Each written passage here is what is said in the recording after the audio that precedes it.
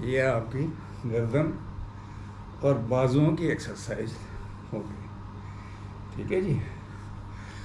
अब आप नीचे आएंगे टांगों की तरफ। तो अपनी टांगों को अपने ऐसे फैला देना है इस तरीके से। मैं आपको ज़रा कैमरे को एडजस्ट करके आपको दिखा देता हूँ। इस तरीके से आपने फैला देना है टांगों को और पाँव को सीधा। दोनों हाथों के ऐसे पकड़ें और फिर चक्की चलाएं। 1 2 3 4 5 6 7 8 9 10। एक तरफ से हो गया, अब दूसरी तरफ से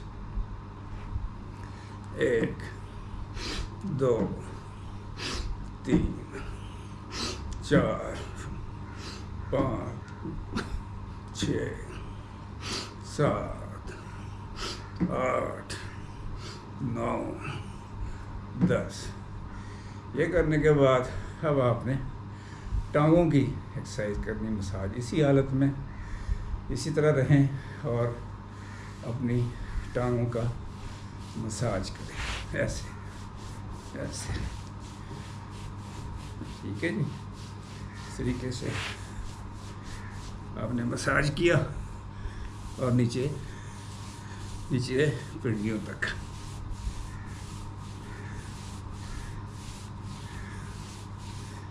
बीच में आपने घुटनों का भी मसाज करना है और इनको भी वार्म अप करना है ताकि इनमें एक इलास्टिसिटी डेवलप हो जाए एक्सरसाइज के नतीजे में। अब आप पाँव की तरफ आ जाएं।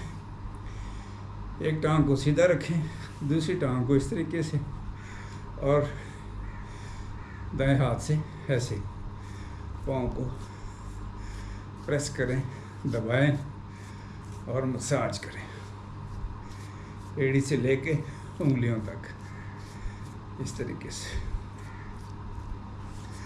इसी तरह से दूसरे पाँव में ऐसे मसाज किया, दूसरे पाँव। ठीक है जी। अब ये टांगों और पाँव का मसाज हो गया। अब आप बैठ जाएं इस तरीके से और बैठ के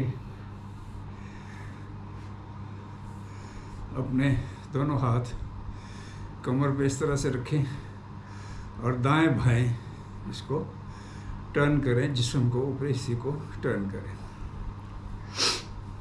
फुल टर्न करें ताकि आपकी रीढ़ की हड्डी और कमर की एक्सरसाइज हो जाए।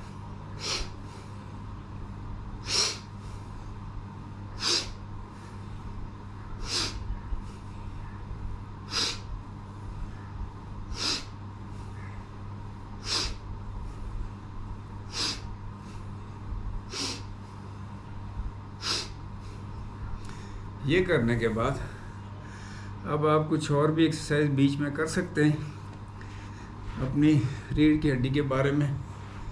इस तरीके से आप बैठ जाएं और फिर इस तरीके से जिस्म को आप टर्न दें, जिधर टांगे हैं ऑपोजिट डायरेक्शन में गर्दन।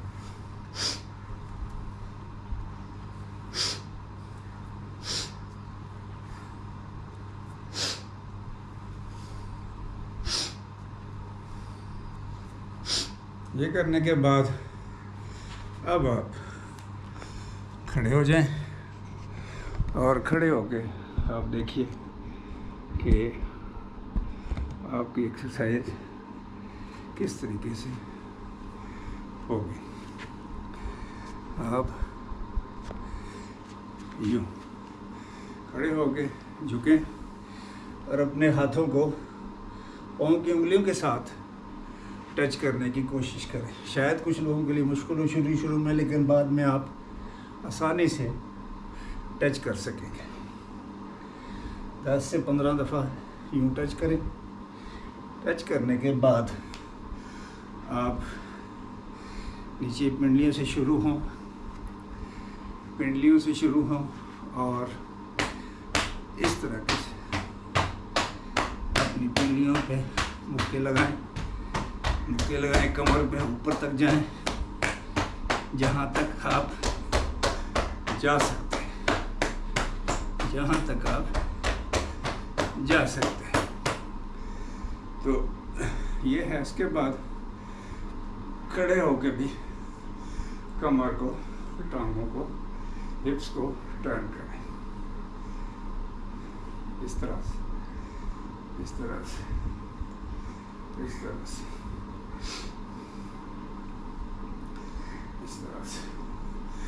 तो ये नाज़रीन आज का एक दिन का हल्का फुल्का योगा एक्सरसाइज का पैकेज। इसमें बहुत सारी और वेरिएंट्स भी हो सकते हैं, लेकिन अगर बुजुर्ग हजरात इतनी एक्सरसाइज डेली भी कर लें तो मुझे यकीन है कि उनकी सेहत बरकरार रहेगी, उनके जिस्म में इलास्टिसिटी कायम रहेगी और वो बेहतर फील करेंगे।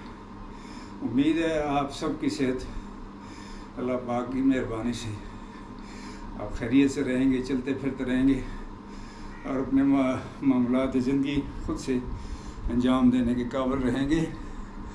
बहुत शुक्रिया, जज़ाकल्लाह।